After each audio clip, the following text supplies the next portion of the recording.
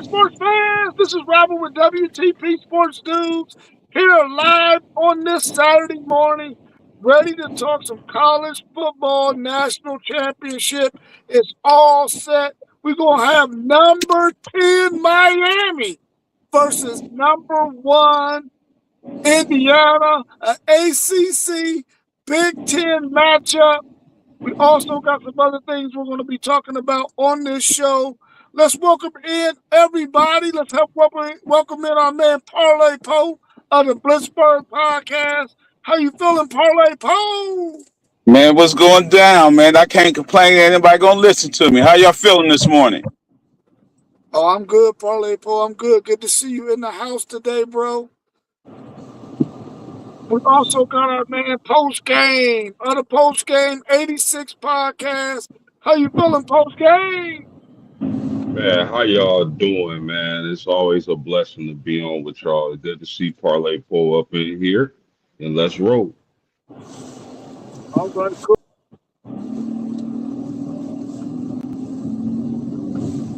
I think Rob dropped off, Poe. Yeah. Dang, how you drop off that quick? So, he My about to come back in. Yeah, my bad, my bad. I hit the wrong button, folks. Let's talk Yeah. a little bit about that game last night, man, and get our thoughts on Indiana. What's your thoughts on the Indiana's victory over Oregon, Dang. 56-22 last night?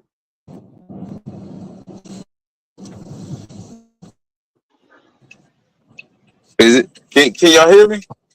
Yep. Yeah, we can hear you. This sound like a robot. Sound like a robot. Hey, Indiana looked elite last night, man. They looked elite, offense and defense. But for Miami, if you can't get no pressure on Mendoza,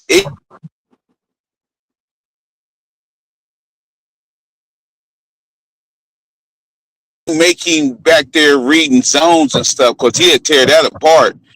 That back shoulder throw that he got, you could tell they've been doing that all year, because that's that time you play. That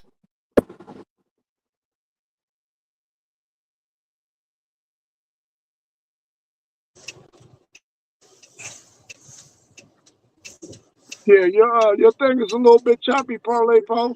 What's your thoughts on that game, post is game? it. Yeah, a little bit. Man, I just gotta take my hat off to Kirk Signetti and that IU team, man. Who would have saw this coming? This hurricane coming. Um, man, the Is Indiana Hoosiers, a basketball team. Kirk Signetti goes there, and in 2 years, he's playing for a national championship game. Unbelievable job, man. I can't say enough about Kirk Signetti and what he's done for that program. Now, as far as the game goes last night, man, total domination, like Parlay Post said. I mean, for that first interception on, Oregon didn't have a chance. They didn't even look like they belong on the field with Indiana. Uh, just fundamentals, physicality, discipline. Like they just got it all. And if there's any more doubters left, I mean, how could you be a doubter, now with Indiana making it to the college football playoffs? There was a lot being said about Indiana's schedule.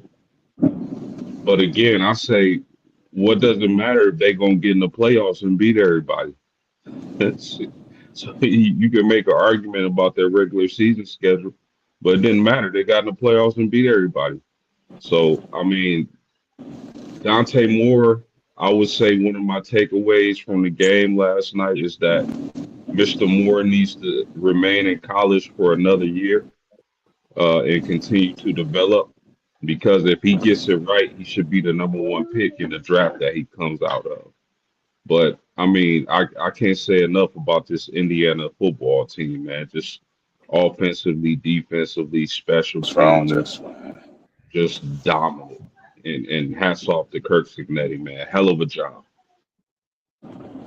Yeah, that Indiana team, man, and that coaching staff, they really have groomed these guys to understand and listen, we got to be disciplined. We got to make sure that we do everything the way it is designed to be done. And if we do that, teams are going to have a very difficult time competing with us. And we saw that in two playoff games so far, where they destroyed Alabama and then they destroyed Oregon yesterday. And we've seen them destroy teams during the regular season as well, because these guys are so precise at what they're being asked to do that they don't make mistakes. They don't allow you to capitalize on anything that they do if they do make a mistake.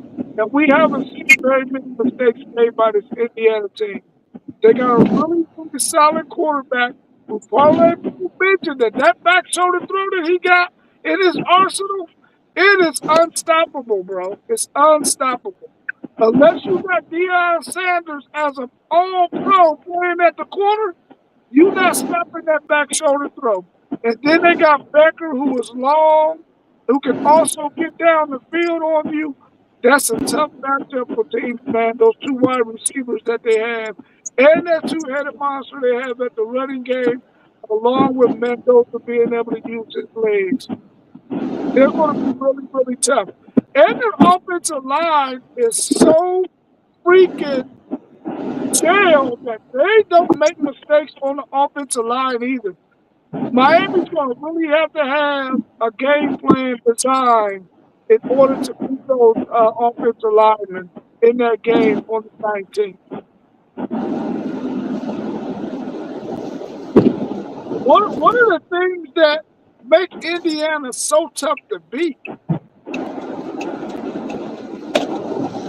I think coaching, and like you said, they don't be out of place. They do not be out of place. Like their linebackers and everything be where they supposed to be. I seen one time on the first drive when Johnson for Oregon caught the touchdown, the tight end. They was out of place right then and there. And after that, they corrected it, and they well coached, man. They disciplined. They hard out. Indiana is a hard out. I'm telling you that right now. It's going to be hard for Miami to beat them. Yeah, I agree. I think the thing that stands out for me when it comes to IU football is maturity. Of course, Signetti, the coaching and the coaching staff is on a whole nother level. It's unbelievable.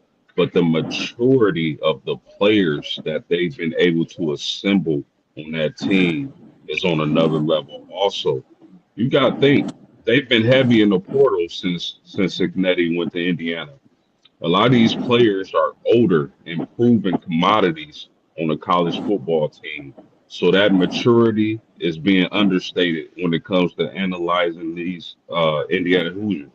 The maturity of these teams, these are older players they've assembled for this program. So their maturity and discipline really stands out. And again, I can't say it enough. Hats off to Kurt Signetti, man. That dude, it has been in his bag, as they say. Yeah, the point you made about them being an older team and being a more mature team is really becoming the formula for teams to get really to be really really competitive when they go into the portal, because they want to get guys who have playing experience, who are going to be able to come in and be a part of the depth of that program that they're going to. And Kirk Cignati has really laid out the formula for making that successful. And I really do believe that Miami's going to have a very, very, very difficult time competing with this Indiana team, simply because they don't make a lot of mistakes. Like Parlay Post said, they don't get out of position too often to where you can take advantage of things against them. If Miami has a formula, I'm waiting to see it, because I don't see anything that Miami can really do that I haven't seen Miami do yet that Indiana can't stop, that Indiana can't game plan for.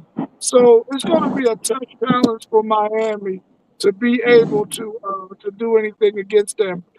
But I want to get your thoughts on what would your game plan be to defeat Indiana, and are they even able to be defeated, man? Man, I would have to. I'm putting. I make sure them tackles be on the island with them bookends Miami have, and you have to show Mendoza pressure. I'm talking. It's got to be pressure in his face. I'm talking like every down. Somehow you got to have it coming from everywhere. I would zone blitz him sometime. You know what I mean? Zone blitz him. I give him a whole bunch of different looks so he can't just get comfortable back there. He was real comfortable with Oregon's defense. That's what I would do. Yeah, fellas. I mean, a game plan to beat those Indiana Hoosiers right now, easier said than done. You're Uh, right. e- Easier said than done. If I'm Miami, I think the only thing you can do to beat the Hoosiers is out physical them, because you're not going to out scheme them. You're not going to out game plan them. You're not going to outsmart them. You have to out physical them. And that's, I believe, Miami's only chance of winning this game. You have to be physically dominant. You have to kick their ass and able to beat this Indiana's team. Nobody's been able to do that all season long. And that's going to be a tall task. So, I mean, Cole mentioned it. Those two bookends for Miami have to have the game of their life. I think they got one thing in their favor is that they'll be at home for this game, which is that's really underrated in the national championship game. You get to be at home. That's an advantage. That's an advantage Miami, I gotta say. But Miami has to they gotta hit them. They gotta hurt them. Similar to those old school Pittsburgh teams, Poe. When y'all used to just crash people, man, crumble people, make them afraid to catch the ball. They have to be physically dominant and able to beat this Indiana team. And that's the only hope, in my opinion. Yeah, I was coaching against this Indiana team. I would take a lot of what you both said already. The bookends got to get one on ones with those tackles. You gotta make sure that you give Mendoza as many different looks as possible to force him to have to do a lot of thinking pre-snap and then change some things up right when he snaps the ball, where your guys already know that, listen, if they in this formation, they might be trying to do this. We got to cover that. So hopefully Miami's coaches have been watching all the film on Indiana. Because the reality is Indiana's not going to be out of position and not going to make a lot of mistakes, but maybe you can out physical them for 4 quarters and wear them down in the fourth quarter and possibly steal a late victory over Indiana. And maybe you might be able to get the ball in space to Tony and some of those other guys to where, they can make a guy miss and get some extra yards. But they got to make sure that they don't have any pre-snap penalties. You can't afford to be first and 15. You can't afford to have holding calls where you're first and 20, second and 17, that kind of stuff. And you got to make sure that you don't turn the football off or over. Keep the game close to where you can still lean on your running game. Because under no circumstance do you want to put this game in Carson Beck's hands to have to win it for you. You want to make sure you can stay balanced. But think about Mendoza. Think about that Indiana line. They have a little slight flaw with their right tackle. He get a lot of pre-snap penalties. So get Mesner and Bain over there if they can do their thing. You know what I mean? it help him out. He had like he had like 6 one game. Well, no, as a whole they had 6, so he had like 3 of them. So you have to get them on them pre-snap penalties that he's worried about the pass rush. Absolutely, absolutely. And Rob, that's a good point, man. They can't. I don't think. I don't think Carson Beck can win this game for Miami. Uh, Carson Beck has, and I don't mean this as a slight, but Carson Beck has to be an ultimate game manager in this national championship game. He can't sit back there and drop back 35, 40 times and expect not to have 3 or 4 interceptions. So this zone by Indiana is wicked. So they have to they have to be able to run the ball and hopefully some big plays on special teams. Man, SEC Sean said, I think Miami has the physical ability to match Indiana on the line on both sides.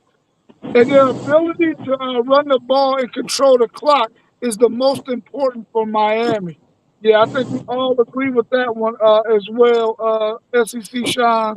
They got to be able to control this clock and keep Indiana on that freaking sideline, man. Otherwise, they're going to have some trouble. Do y'all think Miami has any advantages they can exploit against Miami? Paulie Poe mentioned that right tackle. Maybe they can exploit him. Is there anything else out there that Miami could possibly exploit against this team, this Indiana team? Exploit? I don't know about exploit. I'm saying like Indiana's still a Big Ten team. You see they huffer down and ran the ball. They still want to run the ball though. You know what I mean? Like so that defensive line that when they do that 4-man front, if Indiana run at them, it's gonna be a long night. That's what Miami gonna have to worry about. They might have to go to a 5-2 if Indiana start running that ball like that with Black and Hamby. Yeah, I agree. It isn't much they've given teams to exploit. I mean, every team has a weakness. I agree with that, but good luck trying to exploit Indiana and Kirk Signetti because they do a hell of a job of covering up those weaknesses and coaching. But I mean, I said it earlier, man. I think Miami has to out physical Indiana. They just got to. They gotta on both lines of scrimmages. They gotta be more. They gotta be the more physical team. And another advantage, as I mentioned earlier, is the fact that it'll be a home game for them. So that place should be rocking for the youth.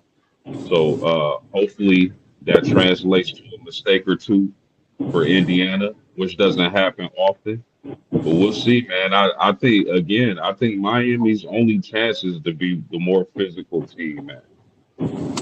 So do they national championship? They split the tickets down the middle. That I don't know. I think both universities get the same amount of tickets, but you got so many people who might not even be Miami fans, who might not even be Indiana fans, who are going to be at that game that are going to be able to get those other tickets. But I think each university gets the same number of tickets, and then the rest of them is just on the open market to be sold. Yeah, because Indiana had a home game. Yeah, they got a home game for sure. So they're going to probably try to soak up all those tickets that are out there, just out there for the general public that the university doesn't get for their alumni and boosters and all that other stuff who normally get those tickets that are being given to the university. Yeah. Let's welcome my man SEC Sean to the show. How you feeling this morning, SEC Sean? Doing good. Still shocked about the result of that game last night, but wow. But hey, we got one game left. Yep, we got Hope, one hope game left. everybody else having a good day today so far too. We got our What's going man on, down there. SEC Sean? What's up, brother? How you doing? Good, chilling. Good. We got our man Donnell Irvin in the chat. He says Indiana has to stop the U players at first contact. It's the second effort that pushes Miami past opposing teams. Their O-line pushes their running backs during yardage after contact. We saw that a lot in that game against Ole Miss, where their linemen were in the pile pushing their running back to get extra yards. How do y'all feel about that technique that the Miami, really everybody uses that, but we see Miami really use it a lot here in that game against Ole Miss. Do you think they can take advantage of Indiana in that fashion? Well, I mean, I think every team, of course, employs that strategy, but that's nothing but an effort play to have your big uglies running down the field. And I think both these teams do a great job with that. If you look at last night, Mendoza breaks off on a run, does some spin moves, gets hit, ball pops out, but who's right there to pounce on it? One of his linemen. That's not very rare that you see an offensive lineman 15, 20 yards downfield diving on a fumble. But these two teams seem to take that mindset as, hey, we got to go. And that's what I think that both sides that this is probably going to be a really good game for the national title. These two teams have some of the same strengths. I don't know. This is going to be insane to watch, but I think both teams do it well. Just an effort play on my part.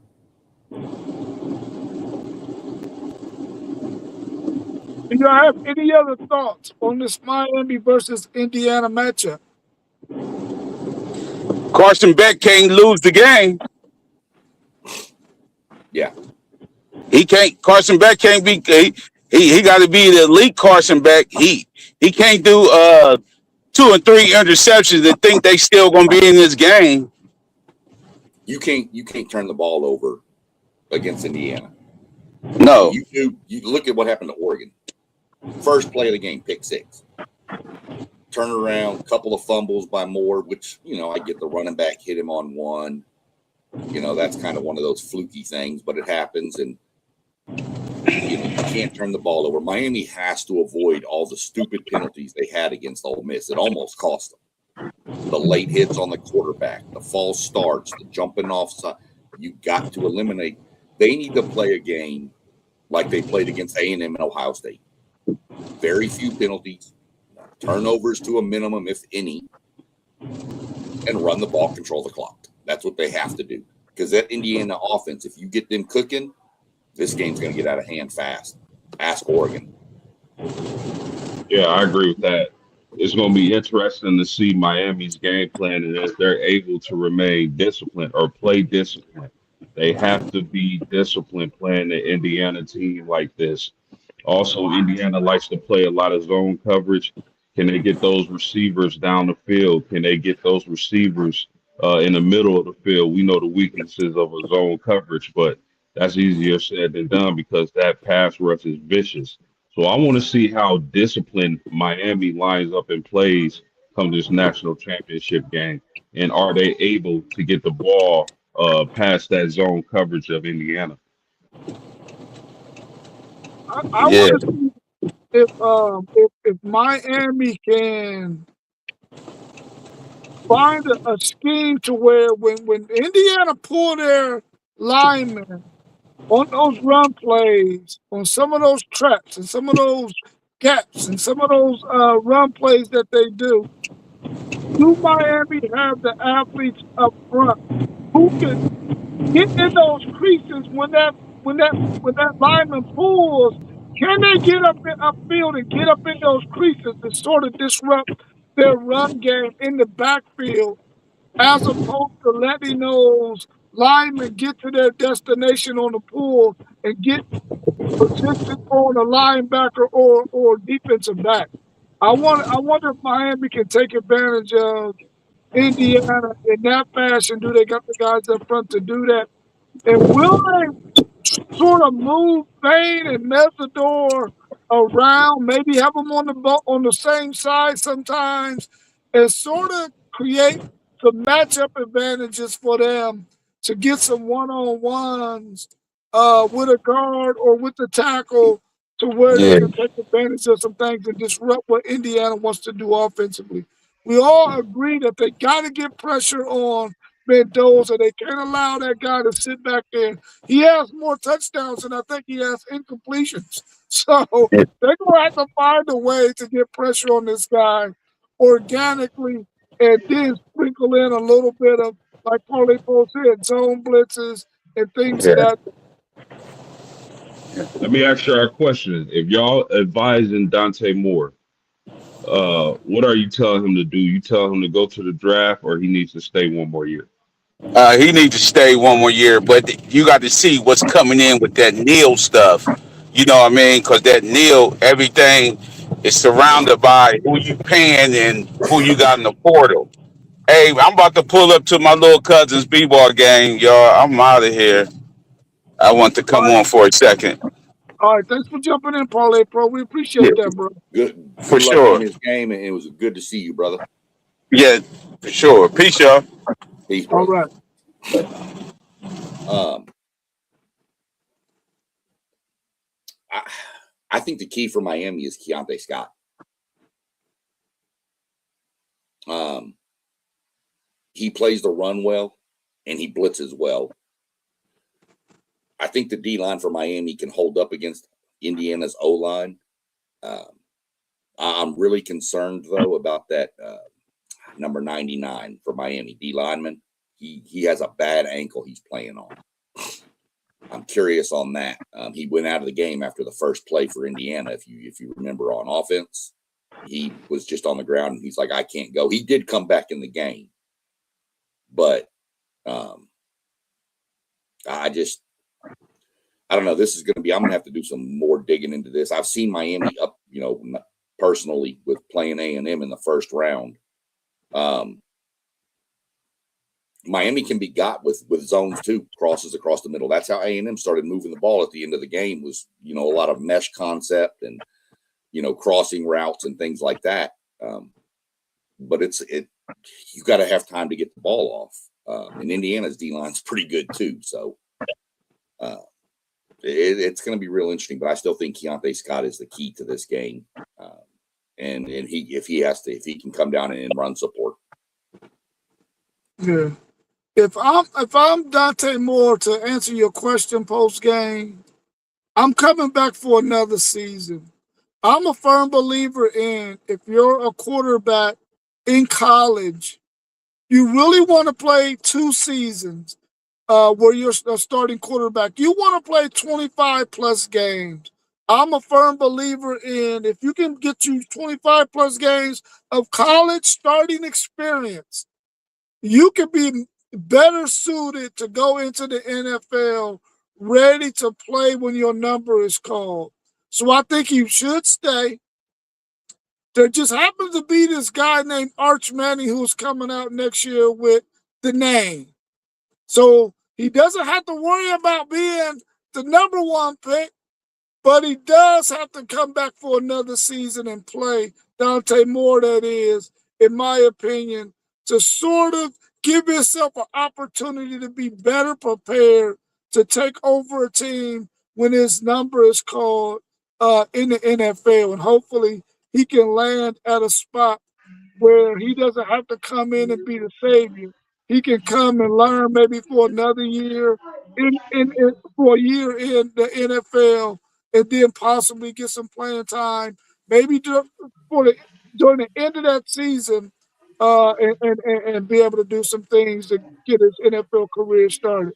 But I definitely believe he should come back next year and try to get 25 plus games of experience in college. No, I agree, but here's the other end of it.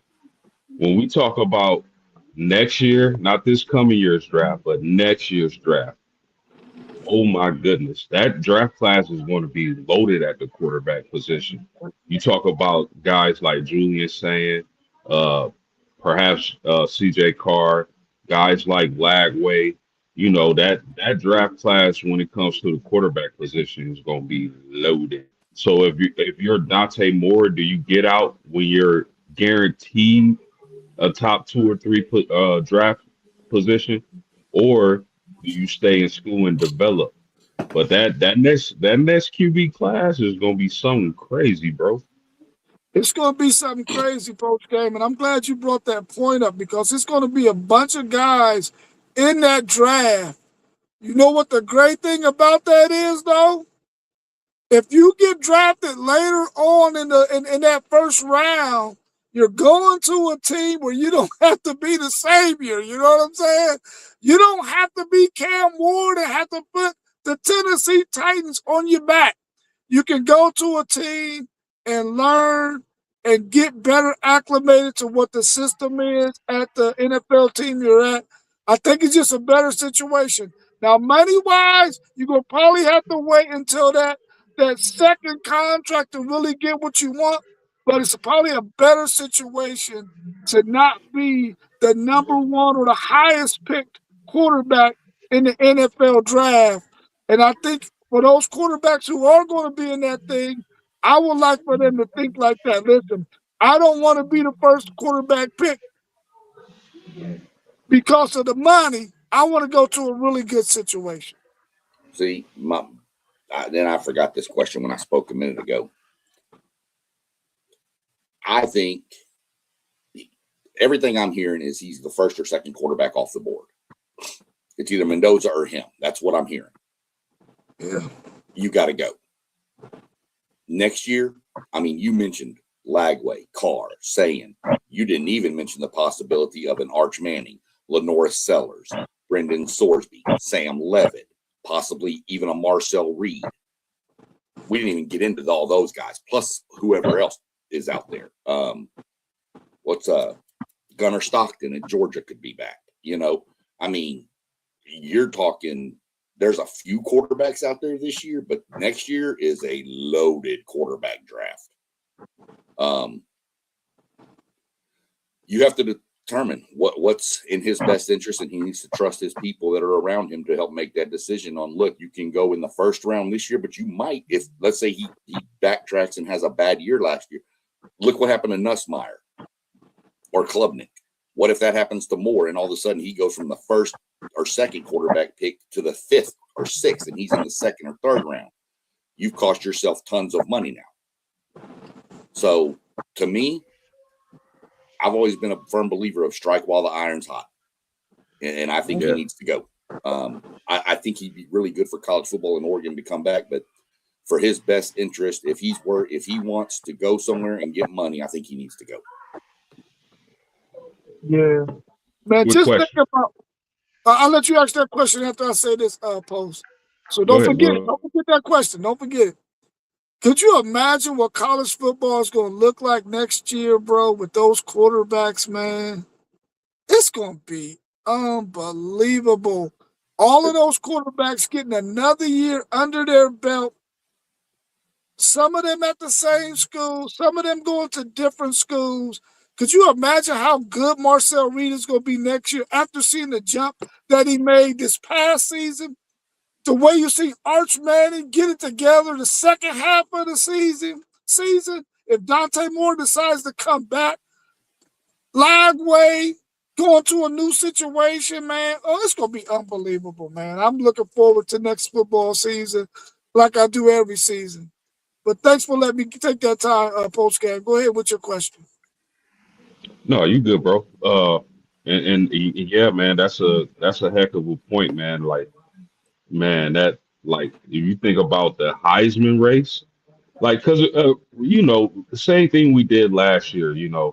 We can say a lot of these guys in their situation, but who's the quarterbacks who are going to fall off or get injured or this or XYZ happens and then their season doesn't end up being what we thought it would be. But man, just on paper and looking forward, the quarterbacks next season is going to be unbelievable. So my question was going to be Trinidad Chambliss. It doesn't look like he's going to be granted another year. I know he's still fighting for that, but it's not looking good. Where does he end up in this year's draft? Like, how much did his stock increase? Where would you take him? Is he competing with those other two quarterbacks if Dante Moore enters his name?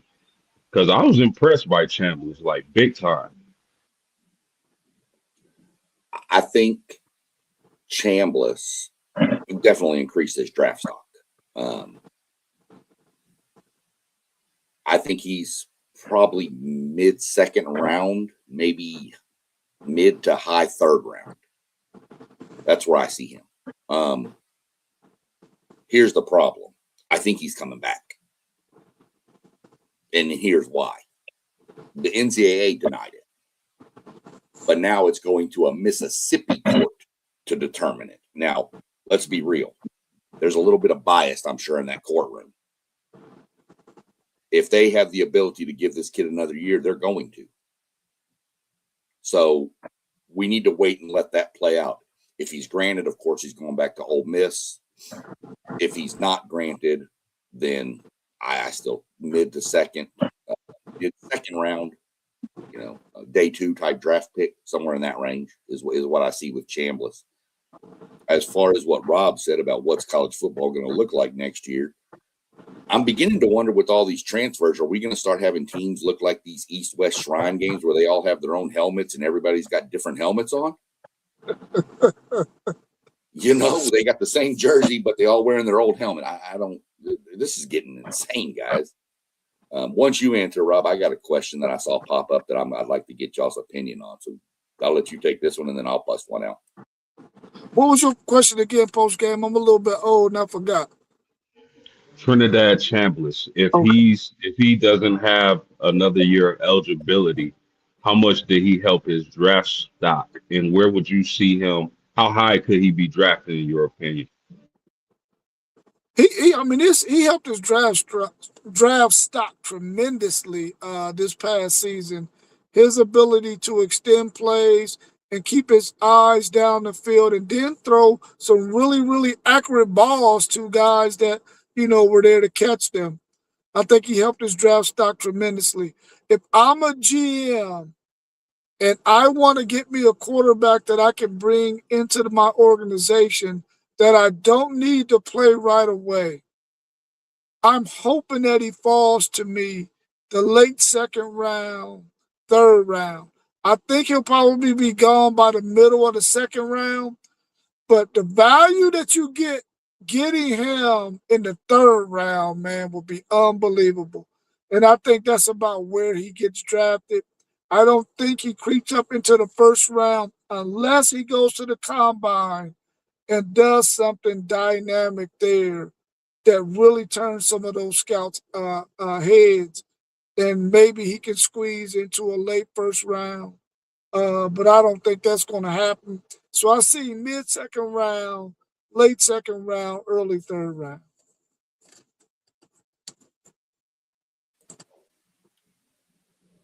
So I saw this put up the other day.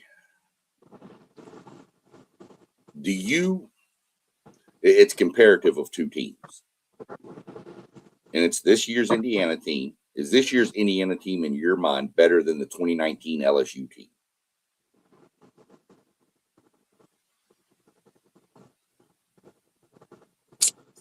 Man, that's a good question. Complete team, yes.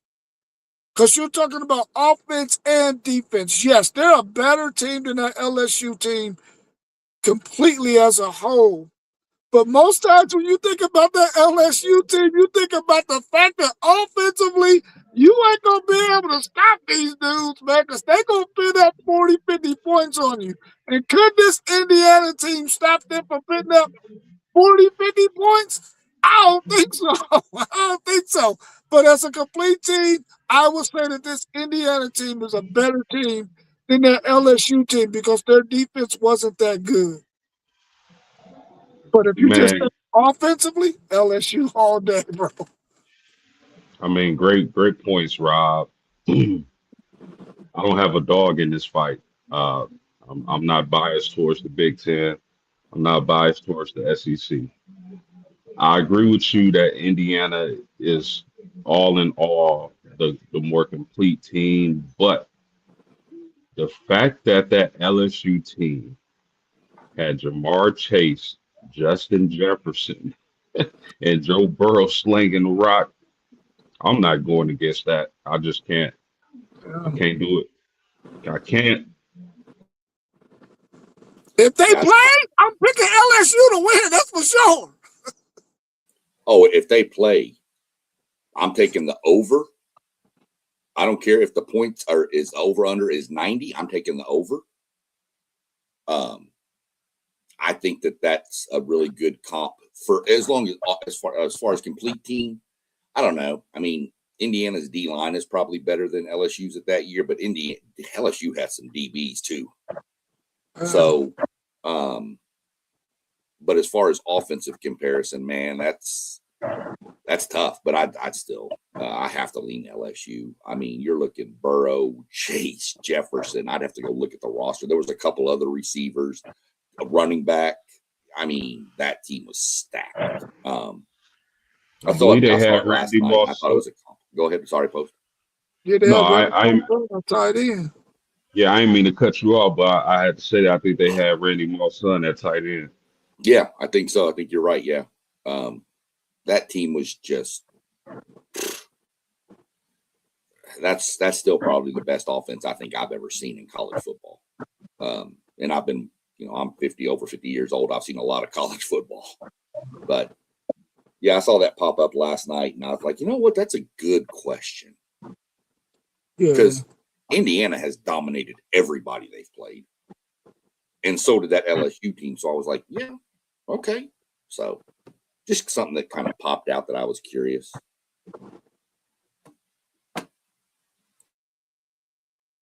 Yep.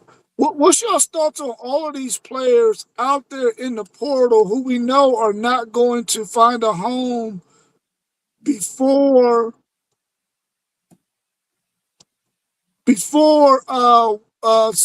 winter session starts? So once winter session starts in a couple of weeks for these universities, a lot of these players are not going to find a home yet.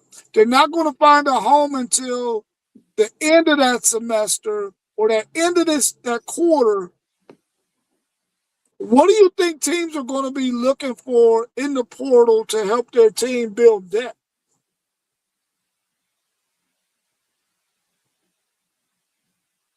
Maybe, you know, maybe some players that are, if you talk about depth building, players coming up from, smaller schools, D2, D3, whatever you want to call them, and aren't necessarily looking for a starting role, but just a chance to compete on a higher level, and who in their own right are probably good athletes.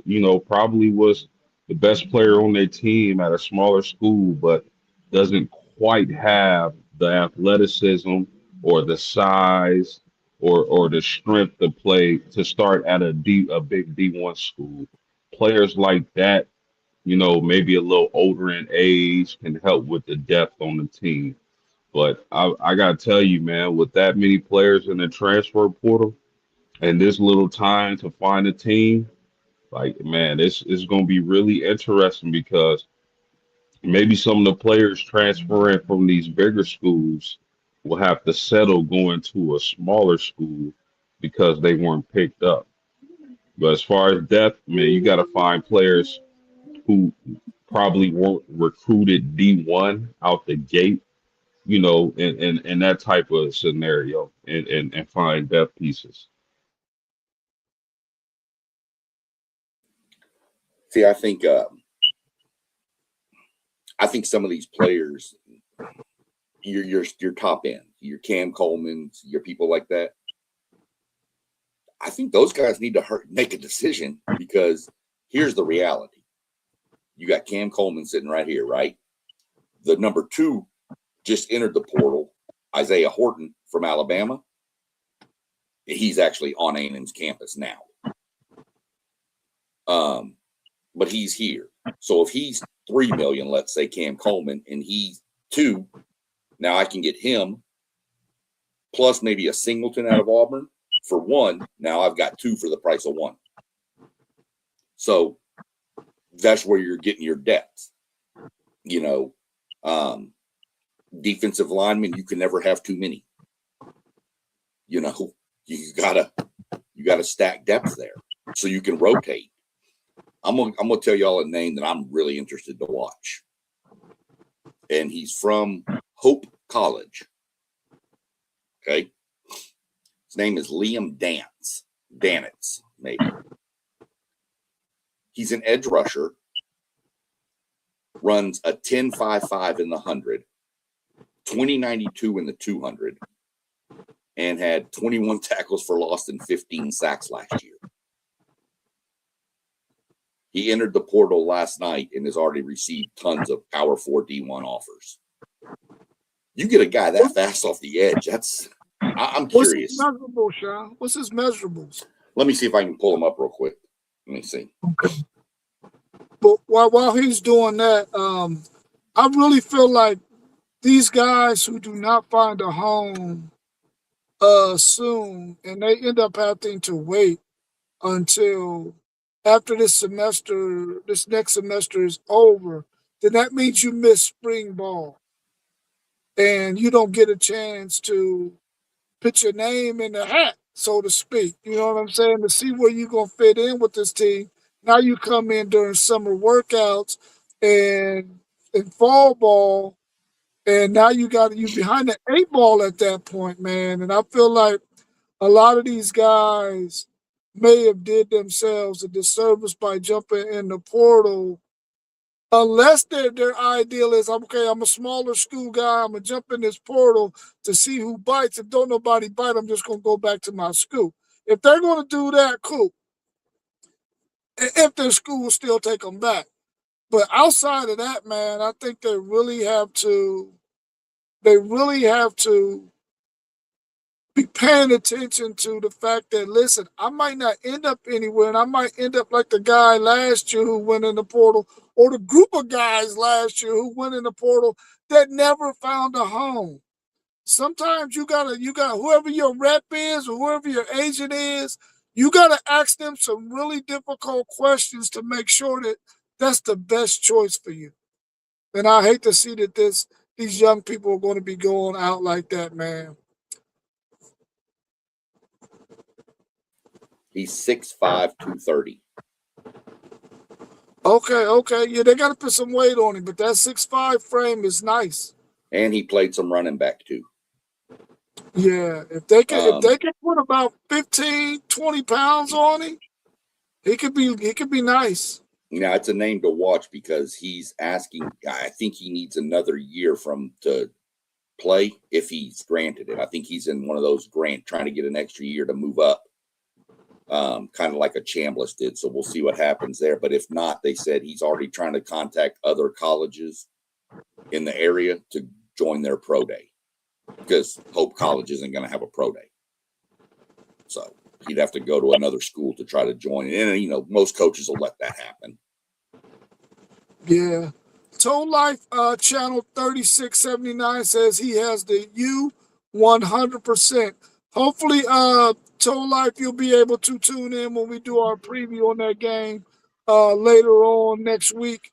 Hopefully, you can tune in and add some statements and some questions to our podcast at that time. We'll probably do it on next Saturday, right before they're going to play that game on that Monday.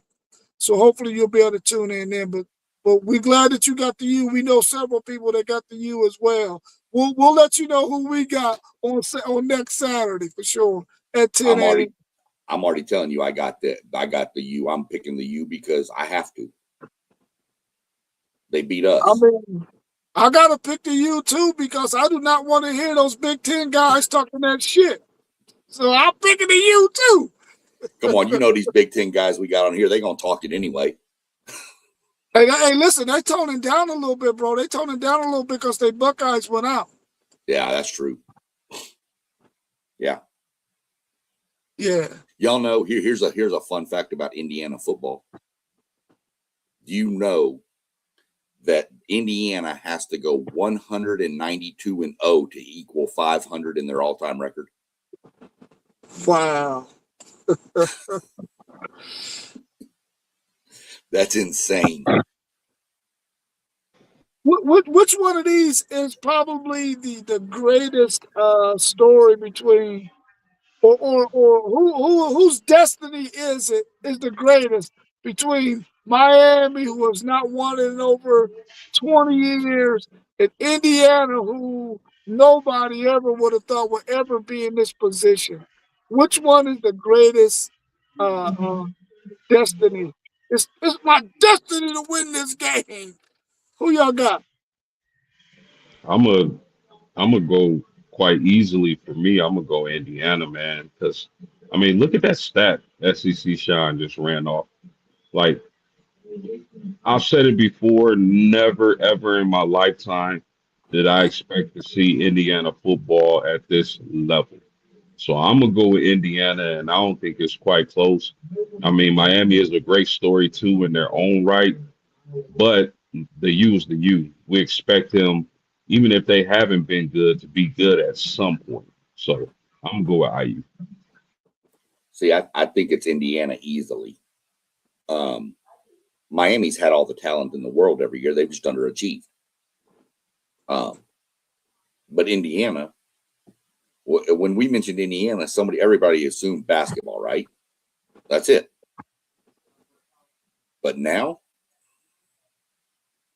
Kurt Signetti's got that thing switched around. So it's definitely them. I know that there's some people that probably on the street corners down in Miami that hope Miami wins since Michael Irvin's going to be down there, but that's a whole different subject. But yeah, I don't know. Indiana's by far the best story of this. I mean, there's and it's not close. Especially had Indiana started creeping up and gone from like 5 wins and then 7 wins and then 9 wins and then 12. Okay, but for Signetti to be there 2 years, same pretty much time frame as Elko. I think he got hired a little earlier in the season than Elko did, so he had a little more time. But he just built. And I saw a quote from him yesterday that all these kids that transferred in there that he's pulled in over the past 2 years, he said, I sat down and watched film on every one of them before I even offered them. Most coaches aren't doing that. They're just looking at the measurables and the stats and the numbers and the stars. He doesn't care about your star rating. You can be a 5-star. You can be a 0-star. If he looks at you and says, oh, you can ball in my system, he's going to bring you. And that's a mark of a good coach. Yeah. Donnell said Indiana, they are known for basketball. I'm saying Indiana as well.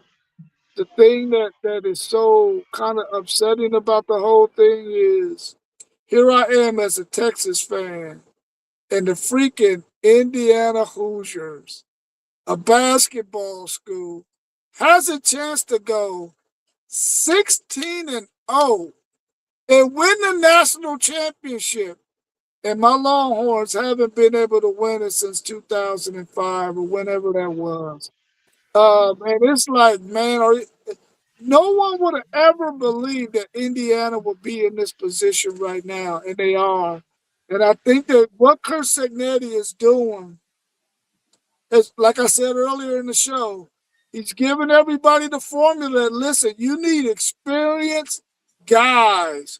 You can no longer think that you can go out there with this 4-star, 5-star guy who is young, who has a lot of talent and a lot of upside, and think you're going to win against these well-seasoned guys who have played in 30 and 40 games, who are so experienced that they know what they're doing and they know where to be, and they're not going to make the simple mistakes. A lot that you've seen with a lot of these really talented teams who were young was those guys did not have the discipline. They made boneheaded mistakes. And so Indiana is one of those teams who was very veteran and very mature, and they don't make boneheaded mistakes. And I think coaches that are out there in the portal now looking for guys, they're looking for guys who have played a lot of football or guys who know that, listen, I'm going to go to this university, but I know I'm not going to play right away. I got to get some experience. I got to get some more training, some more development, and then I'll get to play. But I'll be in that system for a while, and I'll be ready to go when my time comes. Or they're finding guys, like I said, that are very veteran, that have played a lot of football, who are not going to make those boneheaded mistakes. Rob, I feel your pain, but can you imagine how I feel? Listen, man, IU not only it looks like, and I'm not gonna make my prediction yet, but they have a chance to win the national championship before my Irish, and they get a Heisman Trophy winner before my Irish in years. So I feel your pain, man, but you know what they say, misery loves company. But as far as as far as IU is concerned, my thoughts are is Signetti kind of changing the game? Because you got to think, Indiana's high school recruiting rankings were like in the 30s, if I'm not mistaken. But I'm curious to see if they can sustain their success, just making veteran moves in the transfer portal. I'm not saying they can't because Signetti has definitely proved that he can. But in the long run, it's going to be interesting to see how that pans out because Signetti isn't going anywhere anytime soon. So it seems like what they're doing is focusing on the transfer portal and not so much high school recruiting. So it's going to be interesting to see how that pans out in the long run. And it could work for them. See, I think my take on that, and that's a good point with their recruiting post, is I'm not putting as much stock in high school recruiting class rankings anymore because you're probably not going to keep half those kids anyway. So, yes, it's important. Oh, it looks good. Hey, we got the number 3 class. Yeah, well, 27 of them have just left. So that 3 ranked class is now 57th ranked. So it's a matter of retention of them. I think Signetti's made a lot of good additions through the portal because I think Signetti looks for IQ guys. You hear it all the time. He's got a high football IQ. I think that's what he looks for. And then he'll work with whatever talent you bring as long as you know where you're supposed to be, how to be there, and when to be there. He'll work with whatever physical traits you bring. This is apparently I have too much free time on my hands, but here's another fun fact about what Rob mentioned. Indiana can go 16-0. And as far as misery loves company, I'm the most miserable. 1939. Now, we have had a Heisman Trophy winner recently, but yeah. So let's not talk about past championships, please, because that makes me want to cry. But here's a real crazy fun fact. Can anyone name the last team to go 16-0 in college football?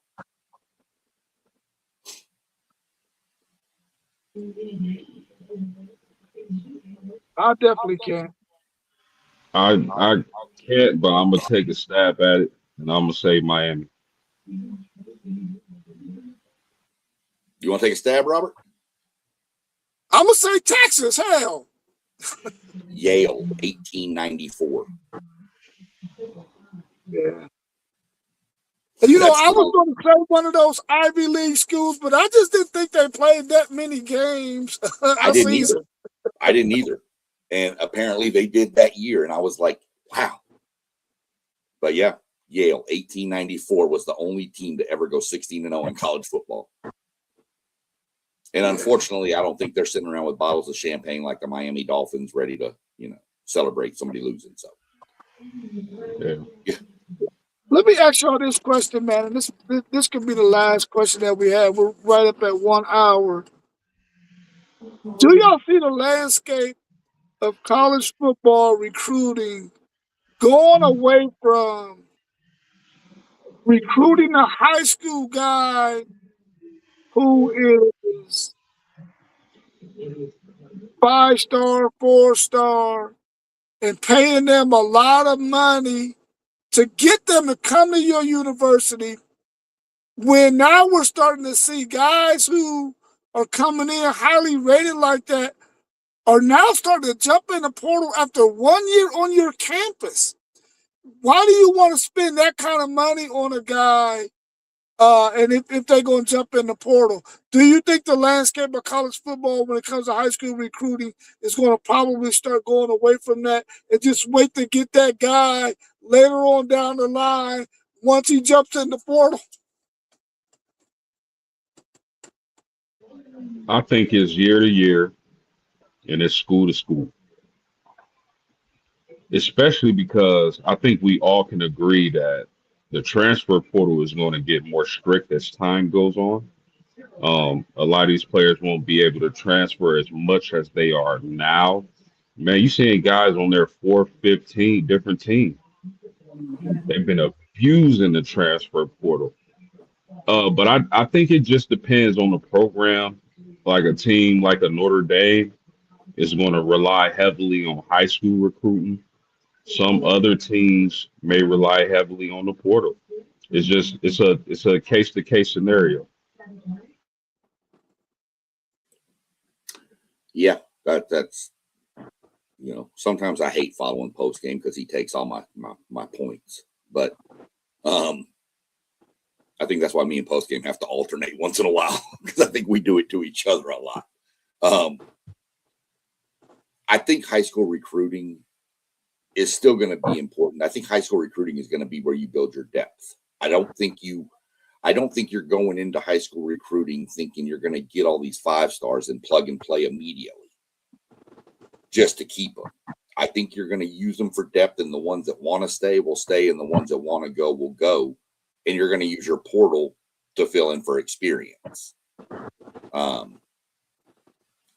mean, it's bad, but I agree with like Post. I mean, like in states like Texas, California, Florida, Ohio, Georgia, high school recruiting is still going to be hugely important to keep depth. But again, how many of them are you going to keep? And this is where there has to be some sort of justification. If you can't pay, and I'm going to throw his name out there because he's, Jeremiah or Malachi Tony or whatever, or Jeremiah Smith coming out of high school. You can't pay those kids $7 million out of high school. You don't know what they're going to do. I mean, yeah, they've turned out to be amazing and phenomenal, but how many of those stories haven't? How many 5-stars haven't lived up to the hype? So I mean, I don't know. I think you're going to see a landscape. There has to be some sort of governance on this. And as far as this portal goes, I still say what I said last night on our show, Rob. One transfer for free, second one you lose a year.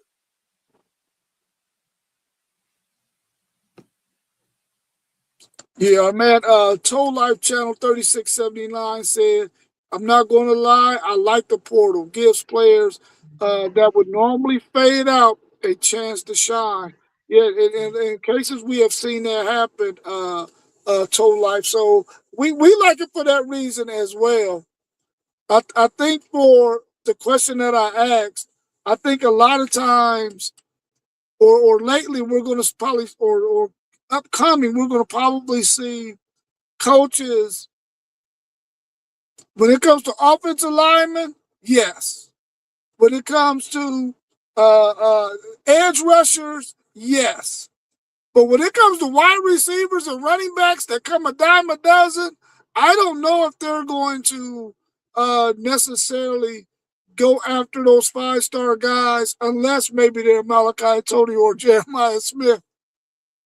Because you can find a really good wide receiver and a running back a dime a dozen. And I think it's probably going to be, like post-game said, situationally, year to year, school to school, but I also think position-wise it's probably going to be that way as well. Because I'm not, as a Texas Longhorns fan, I don't want them taking a risk on a wide receiver or a running back Like in the case of Jamie French, who was only on campus 5-star guy for 1 year, or high 4-star guy for 1 year. We bring him in because we need a wide receiver help that year, and we knew we had some guys that were going to be going elsewhere. We need a guy. We bring in 3 dudes, and well, 4 dudes total. And Dylan McCutcheon, uh, Jamie, Jamie French, Locke, and then Michael Terry. We bring in these 4 guys, but French decides he's going to be the odd man out. He's going to go. But we done gave him this money for what? He never did anything for the University of Texas outside of being on the sideline and maybe cheering some guys on. So I think that as a Texas fan, I want them to get away from guys with wide receiver position and running back. Maybe you'll go all in on your corners, your defensive ends, and defensive tackle, of course, and the trenches on offensive line, and quarterback, of course. But some of those positions you can leave out the equation, man, because you can get them in the portal. Yeah, for sure.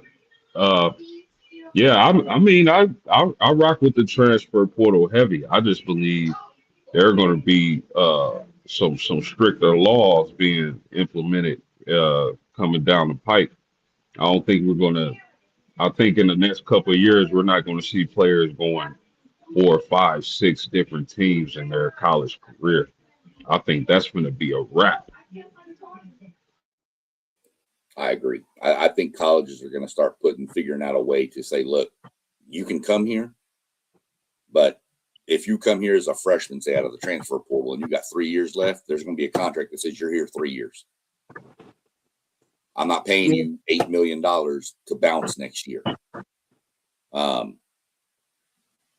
theory on it. Quick plug for a game today, if y'all are interested. There's the Army Navy game, high school, the All American Army Navy or Navy All American Bowl, whatever it's called now. That's on today. I'm going to be watching that because we got 2 receivers and a cornerback in that game. The kid from Ohio's in that game, Brandon Arrington, the cornerback. It's been the number 1 cornerback at the thing, and the 2 receivers, we got Williams and Gregory. They've both been the top 2 or 3 receivers all week out there. So that's why I'm not too worried about this Cam Coleman thing. I think what we've got coming in, we got Craver back, we got ABR back in his sophomore season. We still got Terry Bussey, who I'm waiting to break out.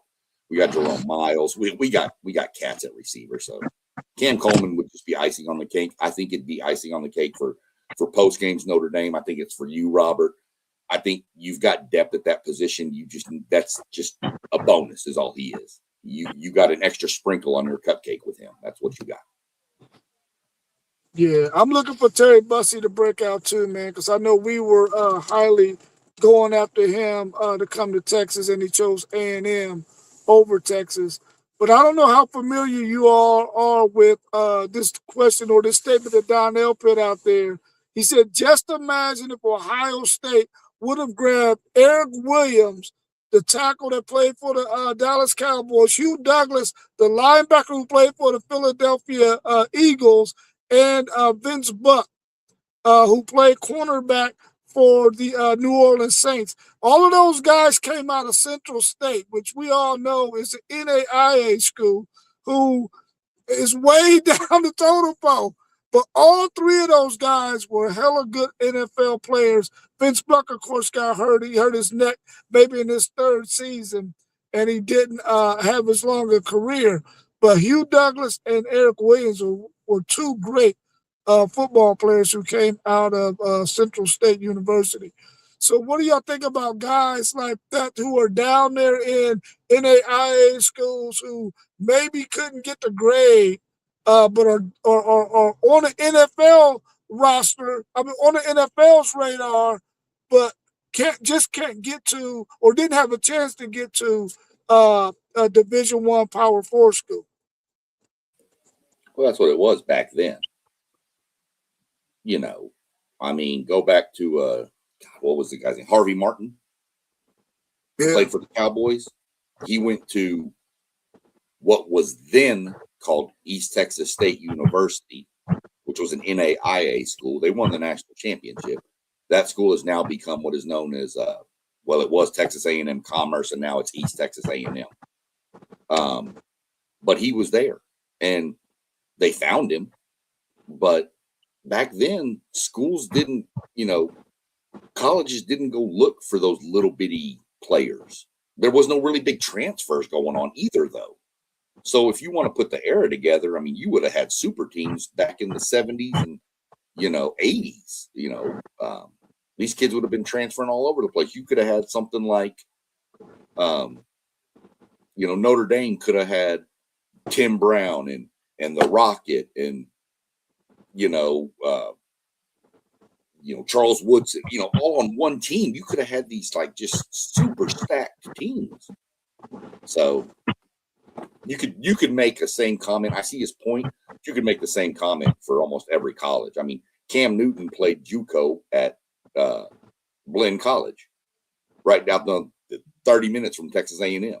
What if he would have gone there that year? Does A&M win the national title? What, Yeah, I agree. I agree with everything SEC Sean just said. I mean, it's just another case of the rich getting richer. You got to have a heck of a scouting department to find those type of players in the first place. And I question how much effort some of these teams actually put into finding those type of players. Because some teams do it great, some teams do it not so great.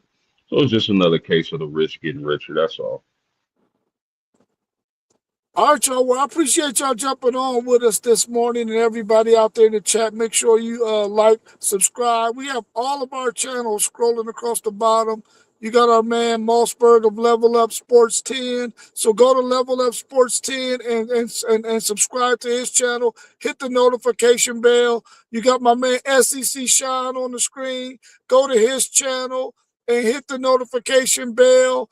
And hit the subscribe button. We got our man Post Game of the Post Game 86 podcast on the show with us right now.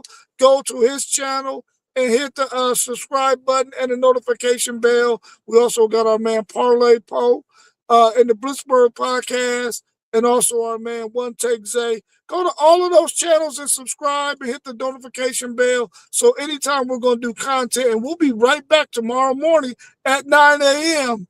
and join us. Talk some ball with us, talk some sports with us, because as football season is coming to a wrap, we got to have some other stuff to talk about, like basketball, baseball, volleyball, any sport that's out there. So join us and hit the like button, subscribe, and anytime you want to give a super chat, we're here for that too. So y'all have a good rest of y'all's evening. Day. Enjoy your afternoon. Have a good time. If it's raining in Columbus, Ohio, so we ain't gonna be able to do too much outside. But if you can get outside too. All for right, sure. y'all. Stay I'll locked catch in, y'all guys. later. Y'all be good. Be careful. Be safe. All right. We got some NFL football tonight, this afternoon, too. Yeah, we sure do. Playoff games today, brother. All right. Peace, Post. Be good. All right. All right, y'all. Peace.